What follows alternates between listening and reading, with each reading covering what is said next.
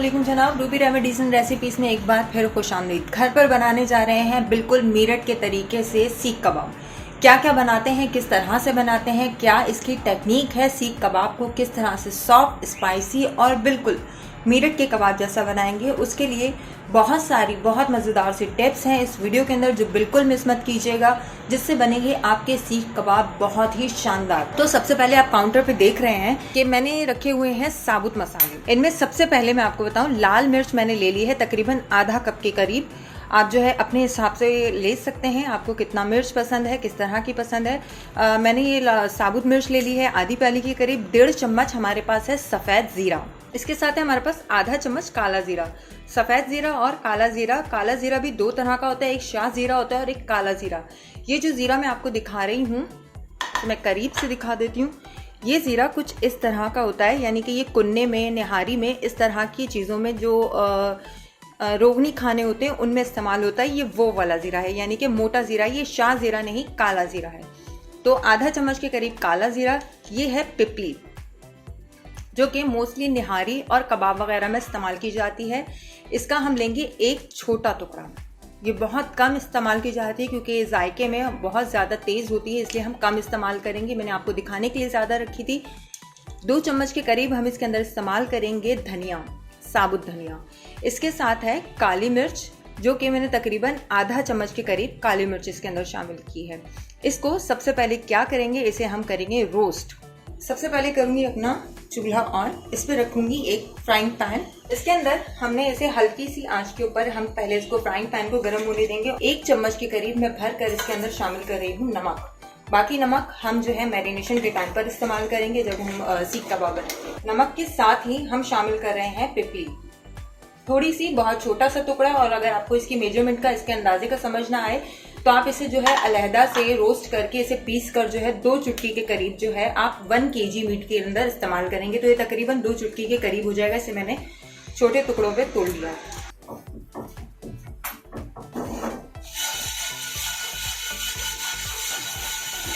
मसालों को हमने तकरीबन 30 सेकंड तक अच्छी तरह से रोस्ट कर लिया है। इनकी खुशबू आना शुरू हो गई है। इसे मुस्तकिल हिलाते रहिएगा ताकि कहीं ऐसा ना हो कि कोई एक साबुत मसाला जल जाए। ज़ीरा बहुत जल्दी जल जाता है, इस चीज़ का खास तौर पर ध्यान रखिएगा। जैसे ही इनकी खुशबू आने लगेगी, हल्की सी भुनाई की, और इसकी फ्लेम बहुत छोटी रखिएगा। दम वाली आंच पर इसको जो है अच्छी तरह से रोस्ट कर लीजिएगा। आपका मसाला भुन जाता है तो मिर्च कुछ इस तरह से बहुत इजीली जो है हाथ के अंदर ही क्रश होने लगती है, ये देखिए। और धनिया की खुशबू आना शुरू हो गई है, जीरे की खुशबू आना शुरू हो गई। इसे मैं साइड पर थोड़ी देर के लिए ठंडा होने के लिए रखूंगी। मसाले जैसे ही ठंडे होंगे हम इस इमाम दस्ते के अंदर इनको शामिल करेंगे। इस इमाम दस्ते में डालें इस नमक के समेत जो है आप ये मसाला डालें और इसे दरमियाने से थोड़ा सा बारीक और हल्का मोटा सा जो है वो हम पीस लेंगे।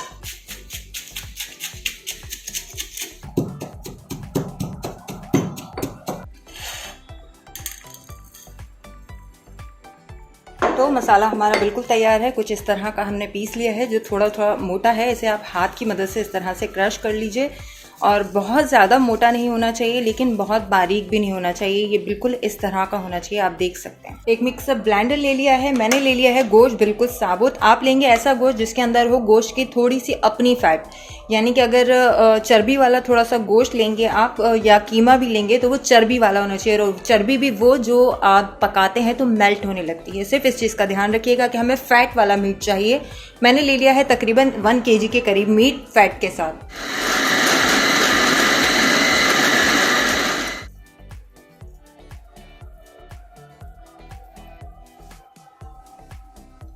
अगर आपके पास कीमा नहीं है, आपने मशीन का कीमा नहीं बनवाया, कोई मसला हो रहा है, मशीन का कीमा नहीं अवेलेबल है, तो आप इस तरह से मीट लाकर जो है उसको घर पर चॉपर की मदद से बिल्कुल बारीक बारीक सा चॉप कर सकते हैं। यानी चॉप करेंगे तो बिल्कुल जो है अच्छा सा कीमे की तरह बन जाएगा। इसे मैंने एक बार जो है अभी ब्लेंड करके जो है अच्छी तरह से चॉप करके निकाल लिया है। इसे मैं एक बार फिर ब्लेंड करूँगी। हरी मिर्च शामिल करूँगी इसके अंदर बहुत ज़्यादा, क्योंकि मुझे इसका फ्लेवर बहुत पसंद है। और ये जितना ज़्यादा आप हरी मिर्च शामिल करेंगे, आपको रेड मिर्च से जो है वो ज़्यादा मज़ा आएगा हरी मिर्च शामिल करने में। और कबाब का अपना कलर निकल कर आएगा, बहुत अच्छी खुशबू आएगी इसमें। मैं साथ ही शामिल कर रही हूँ थोड़ा सा कीमा और, क्योंकि मुझे इसको 2 से 3 बार अच्छी तरह से मिक्स करना है, अच्छा सा इसका कीमा बनाना है, कहीं पे भी कोई मोटा जो है बीफ का वो चंक ना रह जाए, इसलिए तो मैं इसे 2-3 बार अच्छी तरह से चॉपर की मदद से ब्लेंड कर लेती हूँ।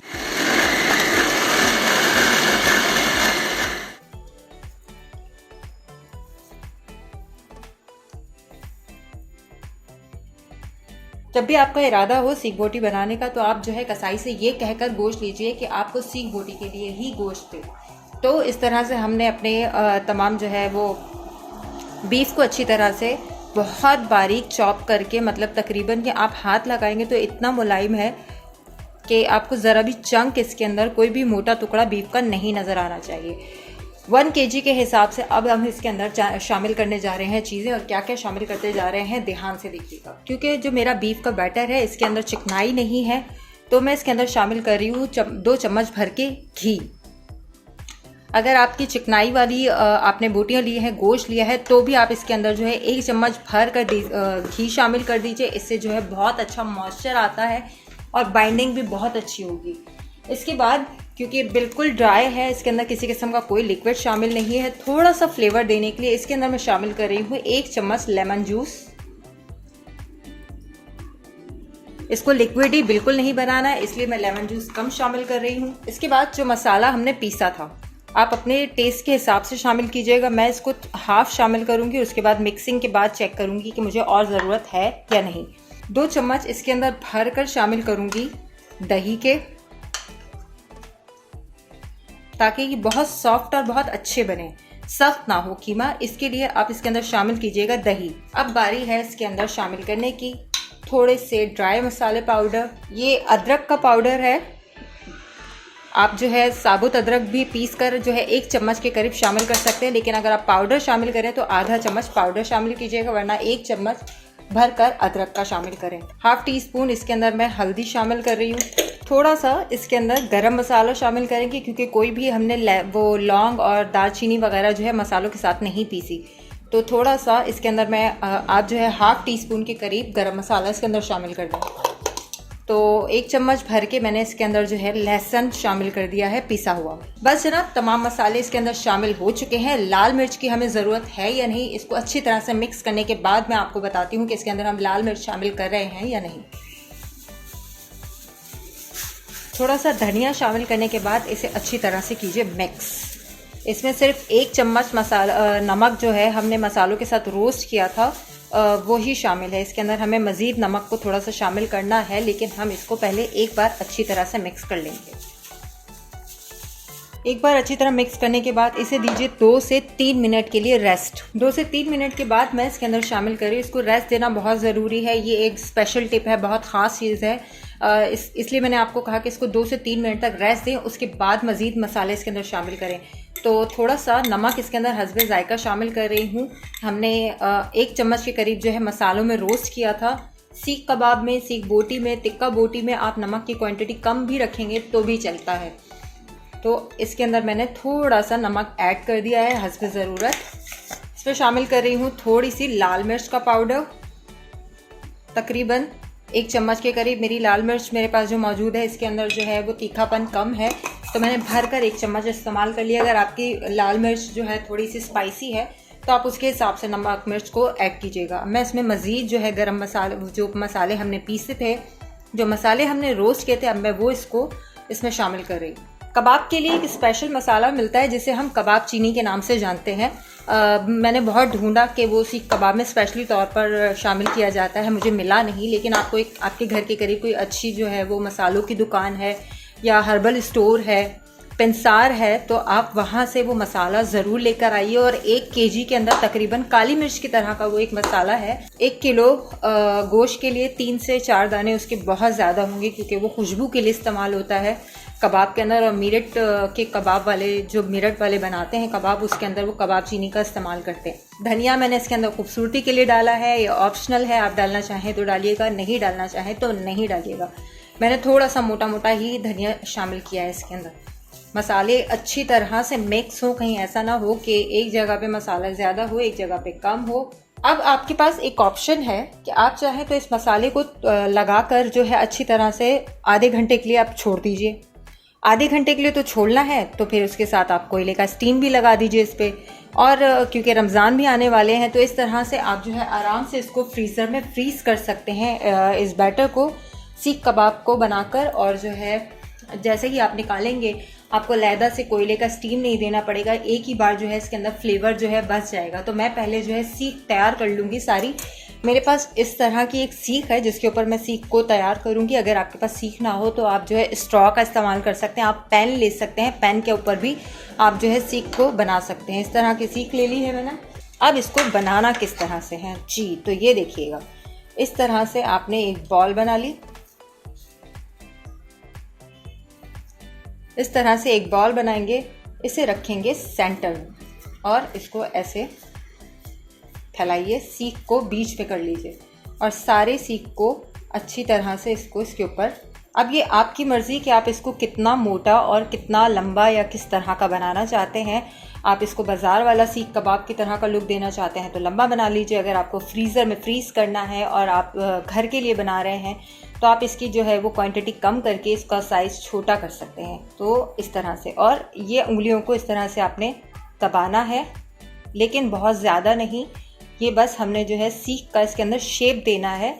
और ये देखिए बहुत इजीली हाथ से ये निकल जाता है। सीख को इस तरह से निकाल देना, ये आपका सीख का शेप बन जाएगा। उसे हम रखेंगे ट्रे में। इसी तरह से मैं अपनी सारी सीख कबाब बना लूँगी।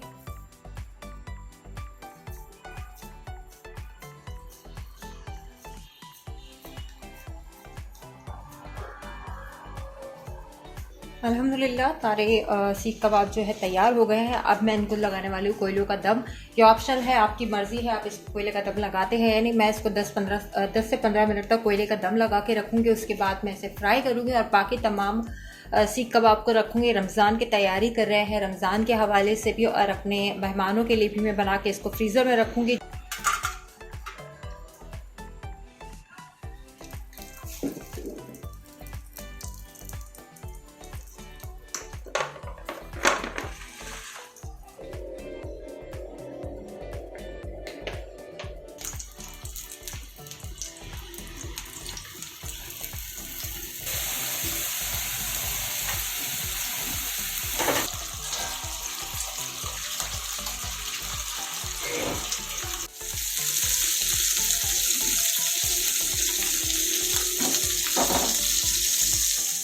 हमारे सीख कबाब बहुत मज़ेदार तरीके से तैयार है। मैं आपको एक तोड़ कर दिखाती हूँ अगर, तो ये कुछ ऐसा मज़ेदार सा है, बहुत जूसी है। मैं इसको टेस्ट करके भी आपको बताती हूँ।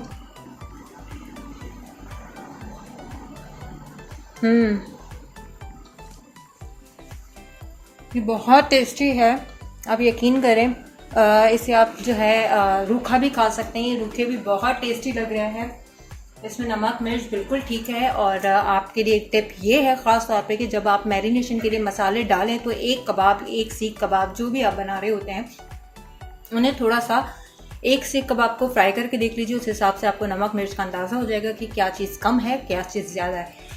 रमज़ान के लिए स्पेशली गिफ्ट है आपके लिए ये तमाम रेसिपीज़ इस तरह की मैं शेयर करती रहूँगी। क्या क्या चीज़ें जो है आप सहरी और इफ्तार के लिए पहले से बना के फ्रिज में फ्रीज़ कर सकते हैं।